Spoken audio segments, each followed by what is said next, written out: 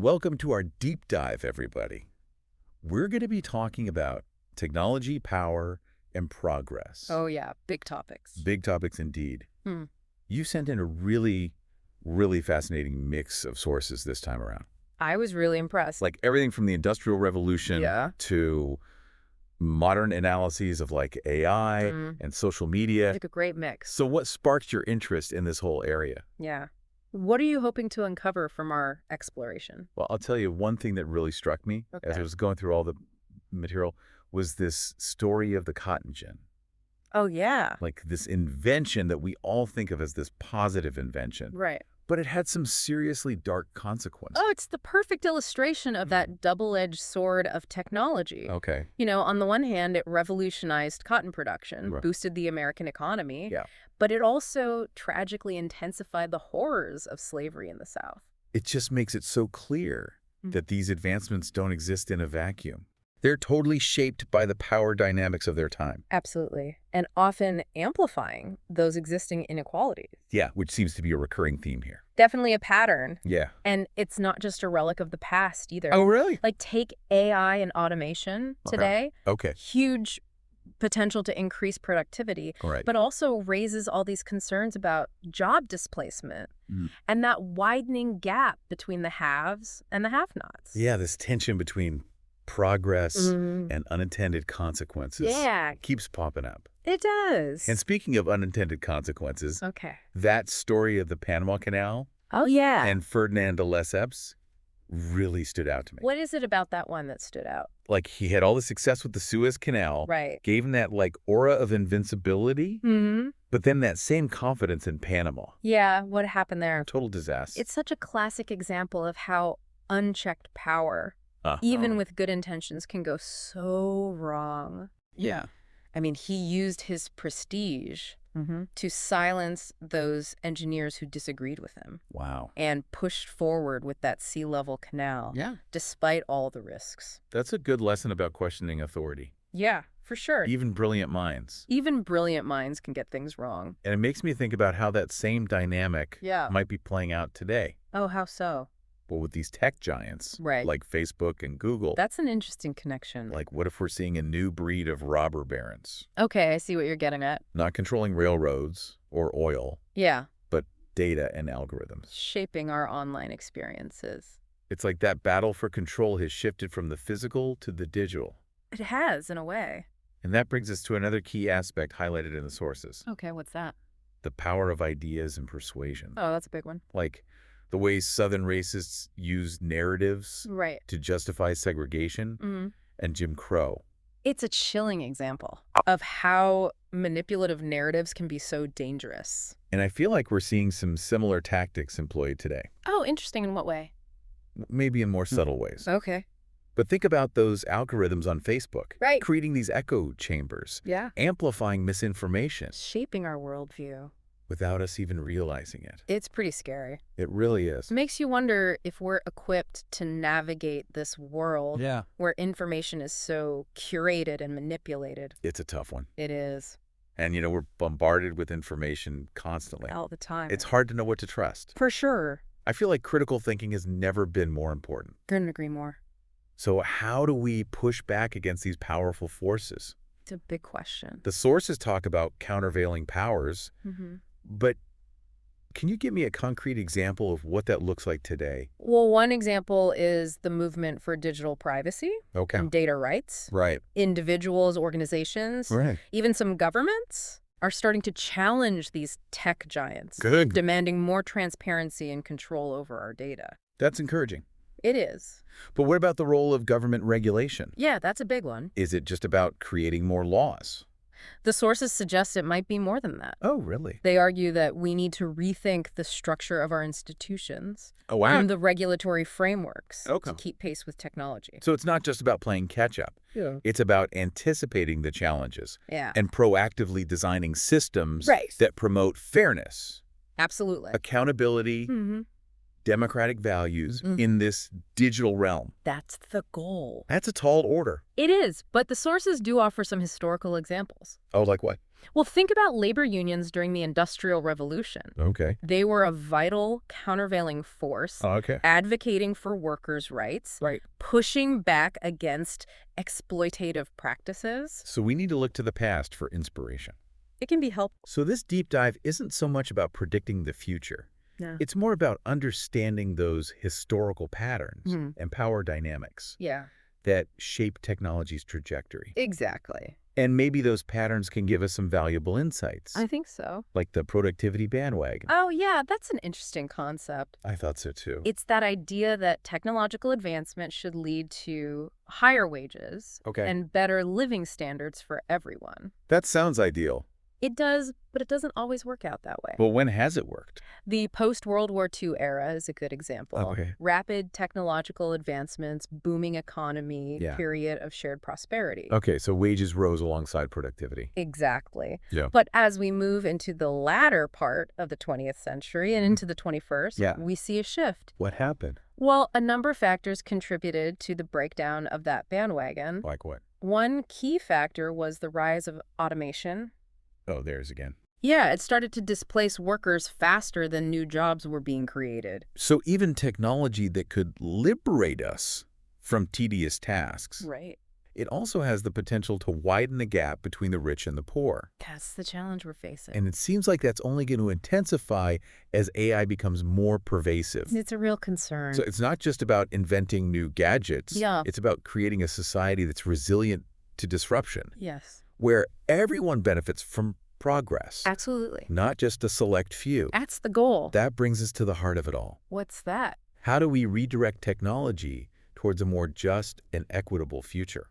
The million-dollar question. Before we get to solutions, though, I think it's important to understand how AI specifically is shaping this 1,000-year struggle that the sources talk about. It's a big part of the story. Is it just another tool for the powerful? Right. Or can it be a force for positive change? It's both. Oh, boy. It really presents both opportunities and challenges. Okay, so let's start with the maybe more concerning aspects. Okay. How is AI contributing to this automation and inequality we've been discussing? Well, one concern is that AI is accelerating the automation of tasks across various industries. Like what kinds of industries? From manufacturing and customer service to even white-collar jobs. What, like lawyers and accountants? Even software developers, potentially. So it's not just blue-collar workers at risk. No, it's a much broader impact. And even if AI does create new jobs, the sources suggest that transition might not be so smooth. Right. Because the skills required for those new jobs might be very different. Exactly. Leading to a skills gap. And potentially worsening existing inequalities. So it's not just about creating jobs. No. It's about making sure they're accessible. And that people have the skills to fill them. So reskilling and upskilling the workforce is essential. To adapt to this changing landscape. Absolutely. But what about the potential for AI to be used for surveillance and control? That's another big concern. It sounds like something out of a dystopian sci-fi novel. Well, think about facial recognition technology. Okay. AI is powering those systems, right, which can be used for everything from tracking criminals to monitoring citizens in public spaces. That definitely raises concerns about privacy and civil liberties. It's a tricky balance. It is, and it seems like AI is blurring the line. How so? Between security and privacy even further. Yeah, because it can analyze vast amounts of data about our online behavior, purchases, social media interactions. So this information can be used to target advertising. It can. But also to manipulate our choices. And even predict our behavior. In ways that raise questions about autonomy and free will. Exactly. It's like that digital panopticon we were talking about earlier. Right. But even more pervasive. And insidious. And then there are autonomous weapon systems. Oh, yeah. Those raise some really profound ethical questions. Like what? About the future of warfare. The role of human judgment in life or death decisions. So should we be worried about handing over those decisions to machines? It's a question we need to carefully consider. Okay. This is getting a bit heavy. I know, it's a lot to take in. I'm starting to see why some people are sounding the alarm about AI. It's understandable. It's not just about job displacement. Right. It's about the fabric of our societies, our freedoms, our sense of agency. It's about what it means to be human in a technological age. But let's shift gears for a second Okay. and explore some potential benefits of AI. I think we need that. The sources do mention those too, right? They do. Give me a dose of optimism. Okay, well, they highlight some promising applications in fields like healthcare, education, and scientific research. Tell me more. Well, in healthcare, AI is being used to develop personalized treatments, analyze medical images, even assist with surgery. So AI could help us detect and treat diseases earlier, potentially leading to better health outcomes and longer lifespans. That sounds amazing. It does. What about education? Well, AI has the potential to personalize learning. Okay. Tailoring materials to individual needs. So it's not about replacing teachers. No. It's about giving them new tools. To enhance their impact. Okay. And then there's scientific discovery. Yeah. AI is helping researchers analyze massive data sets, identify patterns, develop new solutions to all sorts of problems. Like what? From climate change to disease to even exploring the universe. It's like AI is giving us a superpower. In a way, it is. But the sources do caution us to be realistic about its limitations. They do. It's not a magic bullet. Right, it's a tool. Exactly. And like any tool. It depends how it's used. Who controls it? And the values that guide its development. So back to this idea of conscious choice. Yeah. Recognizing that the future of AI is not predetermined. We have the power to shape it. That's empowering. It is. But also a lot of responsibility. Absolutely. So how do we shape that future? That's the question we'll explore in our next segment. Can't wait. Stay tuned. Shaping the future of AI, that's what we're talking about. Yeah, how do we make sure it benefits society as a whole? The sources offer some really interesting strategies. Okay, like what? Well, one of the key levers is government policy. Okay, makes sense. Governments have a huge role to play in shaping where technology goes. Right, and making sure those benefits are spread around. Exactly. But policy can be a bit abstract. Yeah, true. Can you give me some actual examples of policies that could help? Sure, the sources point to a few areas, like tax policy. Okay, how so? Right now, the tax system often rewards automation over job creation. Oh, I see. So we could change that. Make it more appealing financially for companies to invest in technologies that work with people. Right, instead of just replacing them? Exactly. I like that, shifting the incentive. It's about making the human-centered path the more profitable one.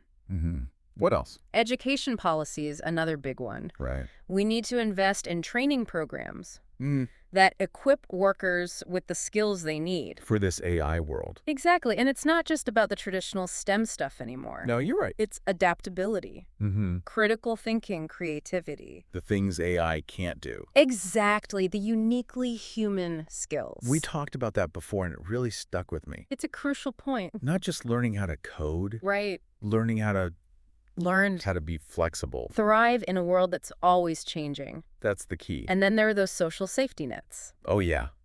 Those are essential. Got to be strong and adaptable. Absolutely. To keep up with this fast-changing workforce. Exactly. It seems like the sources are pushing for a more holistic approach. They are. Taking into account the human impact of all these changes. Right. Because technology affects real people. Yeah. And what about regulations for the potential harms of AI? That's a big one. Like data privacy, algorithmic bias surveillance. I was thinking. It's about finding that sweet spot between encouraging innovation and protecting our basic rights. It's a balancing act. Like building guardrails around this powerful technology. So it doesn't go off the road. Exactly. But policy is just one part of it. Right. The sources also talk about countervailing powers. Oh, yeah, those are crucial. But I still don't quite grasp what that looks like practically. Okay, well, picture the movement for digital rights and responsible technology. Okay. You've got grassroots organizations, advocacy groups, activists pushing back against big tech, demanding more transparency, accountability control over how our data is being used. That's what you mean by countervailing power. Exactly. So creating a more level playing field. So to speak. So the power isn't just with corporations and governments. That's the idea. It's about giving individuals and communities a voice. They need to be part of shaping this future. I'm starting to get the bigger picture now. Good. Policy regulations, countervailing powers. All these pieces working together. And it feels kind of overwhelming. I know, it's a lot. What can one person even do to make a difference? That's a great question. And the good news is there's a lot you can do. Okay, I'm all ears. Even if you're not a tech expert or a policy wonk, That's good to hear. One of the most powerful things is simple. What is it? Become more informed about the issues. Like reading articles and stuff? Exactly. Educating yourself about AI. Okay. The potential ups and downs, the ethical stuff, the policy debates. The more you know, the more you can do something. Exactly. Knowledge can lead to action. Okay, so step 1, educate myself. Then you can share what you've learned. Okay, like with friends and family. Exactly. Talk to them. Okay. Write to your elected officials. Support organizations working on these issues. So using my voice to make a difference. Amplifying your impact. Okay, and I've also heard voting with our clicks. That's part of it, too. Like signing petitions and online campaigns. Yeah, the internet's a powerful tool for making change happen. So it's not all doom and gloom. No, not at all. We're not just sitting ducks here. You have agency. We can make a difference. Absolutely. By speaking up, getting involved, holding those in power accountable. It all matters. And don't forget the power of just talking about it. Oh, yeah, those conversations are crucial. With friends, family, colleagues. Yeah. Sharing what we've learned from this deep dive. Spreading the knowledge. Yeah, the more awareness, the more we can shift things. Towards a more ethical and human-centered approach to technology. Like a ripple effect. Exactly. And what I find hopeful is that the future isn't set in stone. That's right. The sources make it clear it's still being written. And we all have a hand in writing it. That's empowering. It should be. So what does all this mean for you, listener? That's the question. What insights really resonated? Yeah. What questions are you still wrestling with? Think about how this connects to your own life. Yeah, your community. Your hopes for the future? Because the future of technology isn't something happening to us. It's something we're making. We're creating it together. And that's why this whole deep dive matters so much. It's about understanding the world we're building. So keep exploring. Keep questioning. Keep pushing for a better future. Where technology serves us. Not the other way around. That's the goal. We'll be right back to talk about specific ways you can take action. So stay with us. So we've covered a lot of ground. We haven't. Talking about redirecting technology. Making sure it really benefits society. But how do we actually make that happen? Well, the sources offer some good starting points. Okay, like what? Things you can do right now. To be part of the solution. Exactly. One is being a conscious consumer. Oh, you mean like thinking about the apps I use? Yeah. The devices I buy? The companies I support? Exactly. Each choice you make is kind of like a vote. For the kind of digital world you want. So I should support companies that are doing things right. Yeah, that prioritize things like data privacy. Okay. Ethical AI sustainable practices. Makes sense. It's like voting with our wallets. Exactly. Making sure your money's going where your values are. And beyond just buying things. Yeah.